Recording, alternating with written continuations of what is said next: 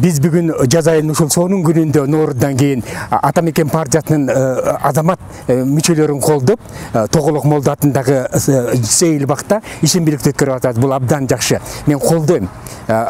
Партиянын жаш канатынын жана анын туруктуу мүчөлөрүнүн бул иш аракетин. Жаз келгенде биз тазалашыбыз керек. Анан экинчи дагы бир мааниси бар мунунчу, лидер, улуттук лидер саналган Текебаевди колдоо максатында мен өзүм башкаларды да чакырып чыгып атабыз. Бул абдан терең мааниге ээ.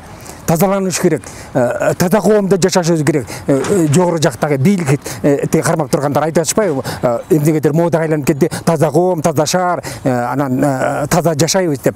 Таза качан жашайбыз? Ушундай конкреттүү иш аракеттерден кийин жасалат. Анан бир сураныч, Саламаттык сактоо министрлигинин бир капчытында ушул парк. Бүгүн алар компьютер, интернеттин заманы, алар билет Атамекендин мүчөлөрү, Атамекенди колдогондор бүгүн ишембиликке чыгарын. Алар бүгүн келип койсо болмок. Чогуу мындай коллектив болуп, тазаланып, жакшы иш болмокта. Анан өтүнүч, эгерде Баталиев мырза жаман көрбөсө, эмки ишембиликти силер өткөргүлө. Бизде ошо Атамекенден кийин мына абдан чында таштандыга толуп кеттир, жалбырактар. Негизи биз муну компанияга айландырыш керек, ишембиликтичи. Күздө, анан жазда дебей, жылына 2 ирет өткөрсө абдан сонун болмок. Шаарыбыз тазарат, жашылданат.